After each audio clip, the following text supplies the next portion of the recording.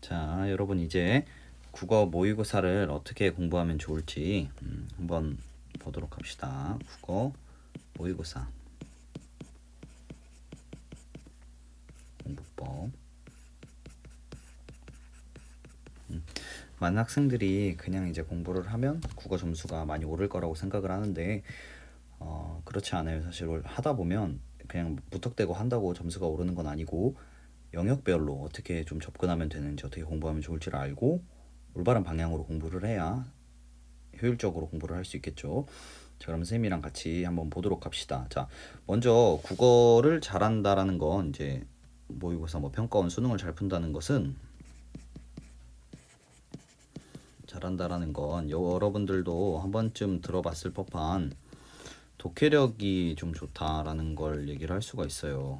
그러면 이제 독해력이 좋은데, 그럼 이 독해력은 뭐냐라고 했을 때 여기서는 철저하게 문제 해결 능력이에요. 문제 해결 능력, 해결 능력이 좋다는 소린데, 이 문제 해결 능력은 그러면 어떻게 키울 수 있나요? 라고 한다면 이제 영역별로, 여기서 말하는 영역이라는 거 하면 화법, 작문 이런 걸 말하는 거겠죠. 현대시, 고전시 이런 걸로 영역별로 접근법이 있다. 접근법을 명확히 알고 있는 사람이겠죠. 그래서 독서가 나올 때는 어떻게 풀고, 현대시가 나오면 어떻게 풀고, 현대소설은 어떻게 풀고, 이런 접근법을 명확하게 알고 있는 걸 의미하는데, 쌤이랑 이제 이런 걸 한번 보도록 합시다. 쌤이 이제 파트별로 좀 찍어서 어떻게 영역별로 접근하면 좋은지 쌤이 좀 올리도록 할게요. 오늘은 이제 화법과 작문 그리고 문법에 대해서 한번 봅시다. 문법. 자, 먼저 이 화법과 작문은 독해력이 좋고 문제 해결 능력이 좋다는 건 뭐냐면, 그 글, 제시문이죠. 글을 읽으면서 빠르게 다른 말로, 여기서 말하는 다른 말이라고 하면 선지에 있는 말이죠. 선지에 있는 말로, 선지에 있는 용어. 선지는 1, 2, 3, 4, 5번 그걸 말하는 거죠. 다른 말로 바꾼다. 요게 이제 키워드예요. 합법과 작문은 글을 읽으면서 다른 말로 빠르게 바꾼다를 의미하는데, 자, 어떤 건지 한번 봅시다. 자, 실제 모의고사를 좀 보면서 얘기를 한번 해볼게요. 자, 이게 3월 달에 봤던 실제 모의고사 고등학교 1학년 합법과 작문 파트죠. 자, 선생님이 다른 말로 바꾼다는 게 뭔지 한번 볼게요. 자, 이렇게 여러분들이 1번, 2번, 3번을 문제를 읽고 판단을 먼저 할 거예요. 판단을 어떤 판단을 하냐면, 1번을 보고 위 발표에 대한 설명으로 적절하지 않은 것이라고 했으니까 이 발표 제시문을 읽고 좀 풀어야겠다, 혹은 읽으면서 풀어 나가야겠다라고 생각을 하고, 자, 기역과 니은의 활용, 요거를 통해서 가장 적절한 것은이라고 했으니까 기역과 니은을 읽을 때 요걸 좀 풀어야겠다 생각을 하고, 3번 보기는 발표를 들은 학생들의 반응이다. 발표의 내용을 고려하여 학생의 반응을 이해한 내용으로 적절하지 않은 것은 이라고 했으니까, 발표를 다 보고 요 보기를 읽으면서 밑에 선지를 지워나가야겠다, 이런 판단을 하고 이제 지문을 읽을 텐데, 자, 이런 판단은 쉽게 다 해요. 뭐는 어떻게 풀고. 근데 이제 선생님이 앞에서 말했던 이 부분, 다른 말로 바꾸는 부분이 뭔지 실제적으로 한번 봅시다. 자, 선생님은 실제로 어떻게 읽냐면, 자, 보세요. 이제 선생님이 실제로 읽는다고 치고, 안녕하세요, 저는 1학년 5반 누구누구입니다. 여러분은 중학교 때 어떤 자율 동아리 활동을 하셨나요? 자, 어떤 자율 동아리 활동을 하셨나요를 읽고 그냥 넘어가는 게 아니에요. 자, 그냥 넘어가는 게 아니라 지금 하셨나요 하고 뭘 하고 있냐면 질문을 하고 있어요. 질문을 하면 모의고사에서는 항상 두 가지를 물어봐요. 어떤 거냐면, 청중의 흥미 유발, 흥미 같은 말로 관심이죠. 관심을 유발한다. 그 다음에 하나가 더 뭐가 있냐면, 청중과 상호작용한다. 이렇게 빨리 말을 바꿔야 돼요. 그냥 여러분은 중학교 때 어떤 자율 동아리 활동을 하셨나요 하고 넘어가는 것이 아니라, 지금 질문을 하고 있으니까 이 두 가지가 나오겠구나, 혹은 나올 수도 있겠구나 라고 생각을 해야 되는 거예요. 자, 그래서 1번을 보면 마침 딱 있죠. 질문을 던지는 방식으로 청중의 관심을 유발하고 있다. 이런 것처럼 화법과 작문 파트에서는 글을 읽으면서 선지를 그냥 읽는 것이 아니라 다른 말로 선지를 교체해 주는 게 굉장히 중요하다. 그래서 정해진 패턴들이 있다. 패턴들. 선생님이 방금 보여준 질문을 하면 어떤 것들이라든지, 혹은 여기 보면 여기 밑에 이제 내려와서 기억 오토마타가 뭐냐고요? 모형 딱따구리를 꺼내. 그 다음에 이제 니은 동영상을 띄우고. 자, 이렇게 되어 있죠. 모형을 보여주거나 동영상을 띄우면 어떻게 되겠어요? 이해에 도움이 되겠죠. 이해에 도움, 청중의 이해가 도움이 되고, 그 다음에 당연히 흥미 유발을 할 수 있겠고, 그 다음에 뭐 청중의 경험을 환기할 수 있을 것이고, 뭐 이런 것들이 있는 거죠. 그래서 이러한 키워드들을 이런 걸 제시하면, 영상이나 매체나 그림이나 이런 걸 제시하면 이런 식으로 물어보겠구나라는 생각을 하고, 2번을 보면 또 관심 유도, 경험 환기 이런 식으로 나와 있는 거죠.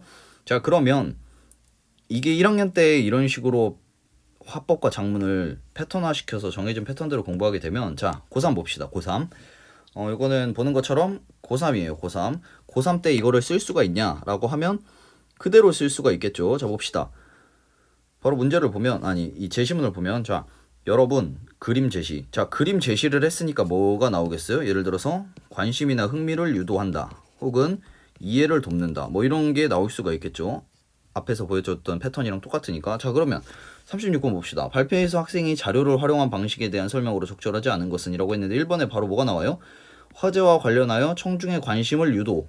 키워드가 또 나오죠. 그림을 활용하였다. 자, 그러면 이렇게 화법과 작문을 풀 때 정해진 패턴들을 어느 정도 숙지를 해서 글을 읽으면서 다른 말로 바꾸는 훈련을 1학년 때부터 한 사람이랑, 이런 걸 생각하지 않고 그냥 읽으면서 그냥 그때그때 풀어낸 사람이랑, 이게 숙달이 되면 누가 더 빠르게 풀겠어요? A와 B 중에?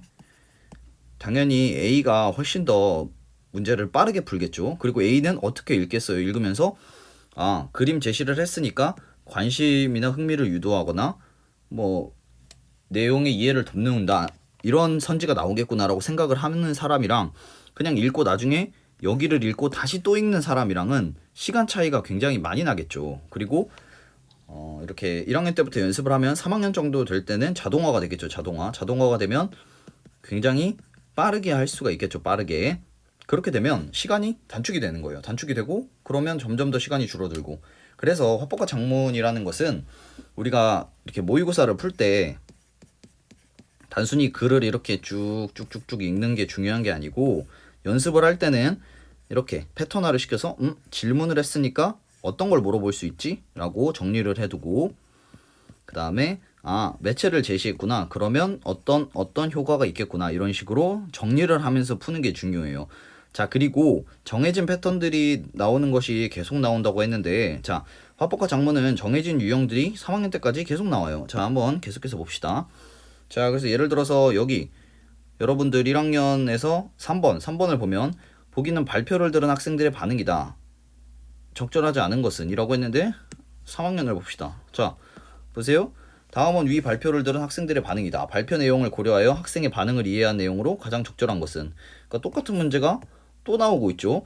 이런 식으로 화법과 작문은 나오는 것이 3학년 때까지 계속 반복해서 나오기 때문에 1학년 때 여러 가지 패턴들을 명확히 숙지하는 게 중요하겠죠, 화법은. 자, 그럼 이제 작문으로 한번 넘어가 봅시다. 자, 작문을 보면 작문도 마찬가지예요. 자, 여기 이제 작문을 들어왔는데, 작문은 4번부터 7번 이렇게 되어 있는데, 자, 여러분들이 문제 푸는 거에 대해서는 판단을 다 하겠죠. 아까처럼 가의 학생에 대한 설명으로 적절하지 않은 것은 이렇게 되어 있는데, 자, 그러면은 가의 학생에 대한 설명이니까 가의 학생 부분을 읽고 문제를 풀어야겠다라든지, 5번 A, B에 대한 설명으로 가장 적절한 것은 이렇게 되어 있으니까 뭐 A, B를 읽고 풀어야 된다라든지, 이렇게 생각을 하겠죠. 자, 그러면 봅시다. 이런 것도 정해진 게 있어요. 어떤 게 정해진 게 있냐면, 자, 1번 알고 싶은 내용을 서두에 밝히며 인터뷰를 시작하고 있다.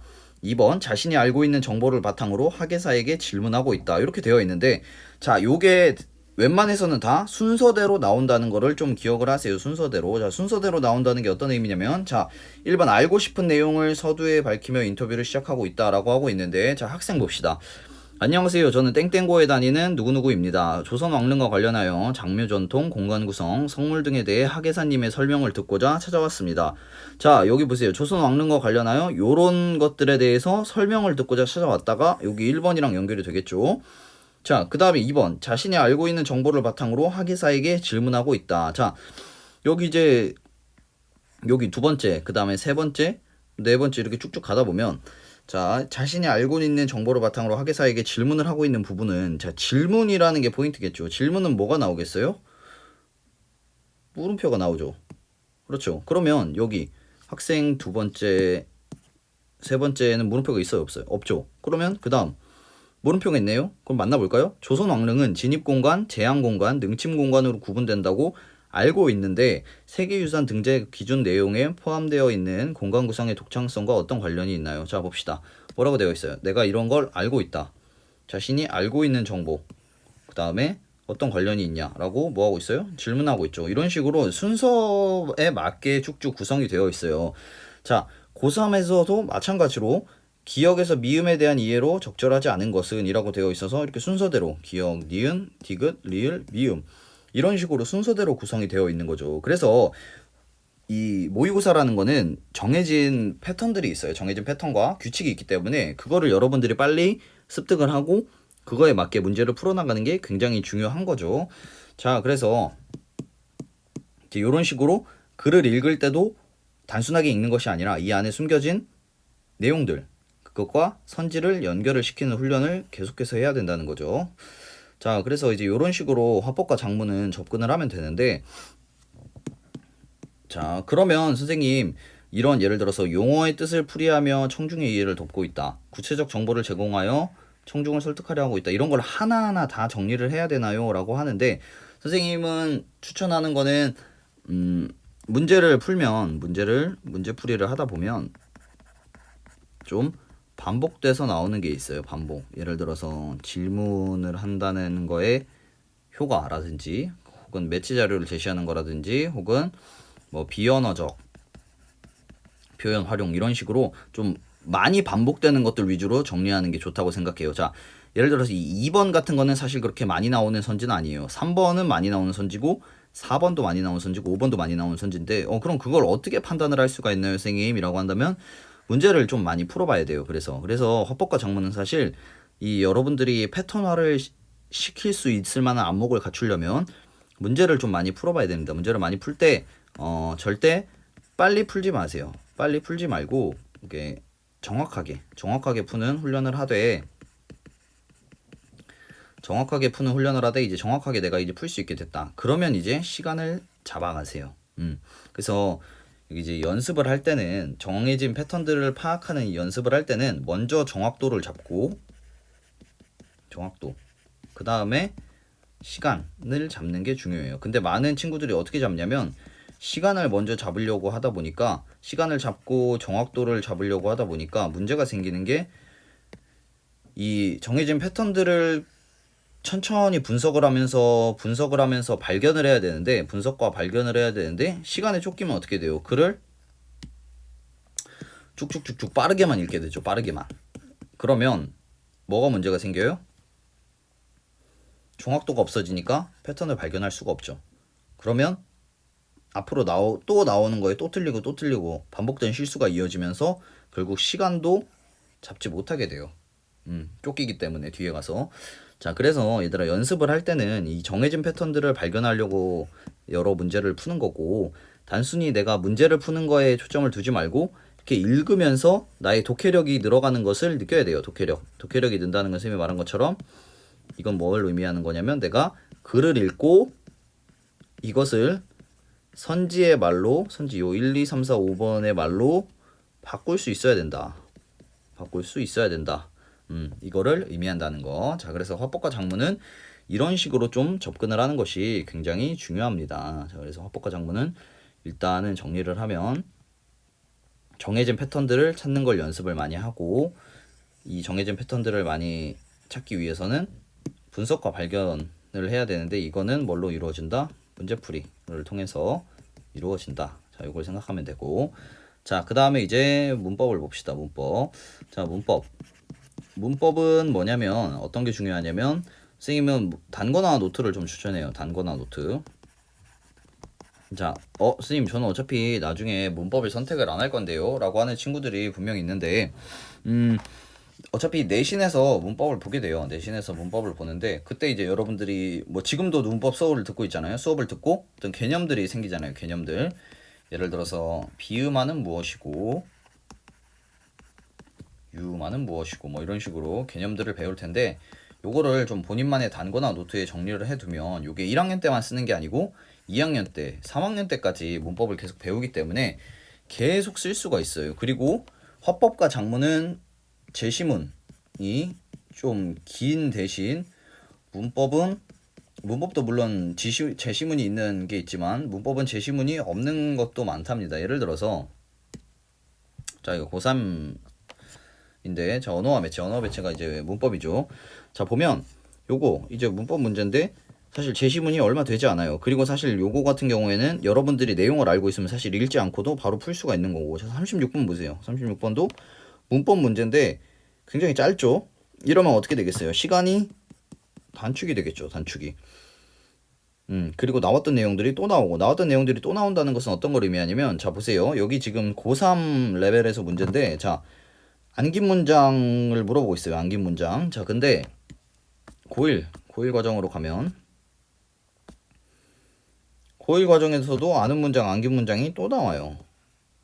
그러면 고1 때 아는 문장, 안긴 문장을 정리를 하면 언제까지 쓸 수 있다? 고2 그리고 고3까지 계속해서 쓸 수 있다. 그리고 제시문이 비교적 짧기 때문에 화작에 비해서 어떻게 되겠어요? 시간이 단축이 될 수 있다. 그래서 계속 보면 요게 이제 제시문을 주는, 이렇게 제시문을 주는 문법인데 여러분들이 배운 내용이에요. 자, 보세요. 짧게만 보면 표준반어법 제5장에서는 음의 동화에 대해 다루고 있다. 동화는 음운 변동 중 한 음운이 다른 음운으로 바뀌는 교체에 속한다. 대표적인 예로 기역, 디귿, 비읍이 비음, 니은, 미음 앞에서 각각 동일한 조음 위치의 비음인 이응, 니은, 미음으로 조음 방법이 바뀌는 비음화. 니은이 리을의 앞 또는 뒤에서 동일한 조음 위치의 유음인 리을로 조음 방법이 바뀌는 유음화가 있다. 자, 여러분들 유음화랑 비음화 이번 중간 때 시험에서도 나왔고 그다음에 배우기도 했죠. 자, 그러면 여러분들이 이렇게 내신을 하면서 개념을 단거나 노트에 정리를 해놓는다면 이게 고2, 고3 때까지 계속해서 써먹을 수 있는 중요한 여러분들의 자료가 돼요. 그래서 문법은 어떻게 공부해야 될지 모르겠어요 라고 하는 친구들이 많은데, 보통 개념을 공부를 하고 문제를 푸는 경향이 많은데, 자, 이렇게 되면 문제를 잘 맞출 수가 없어요. 내신도 그렇고 모의고사도 그렇고. 문법은 어떤 게 좀 필요하냐면, 내가 개념이 어느 정도 됐다. 사람마다 좀 다르겠지만 선생님은 보통 한 50에서 70% 정도 좀 이해가 된 것 같다라고 하면 그냥 바로 그 다음부터는 문제로 들어가라고 얘기를 해요. 왜냐면 자, 개념만 봐서 문제를 완벽하게 맞출 수가 없어요. 문제를 통해서 개념을 배우는 거꾸로 공부가 문법은 굉장히 많이 필요합니다.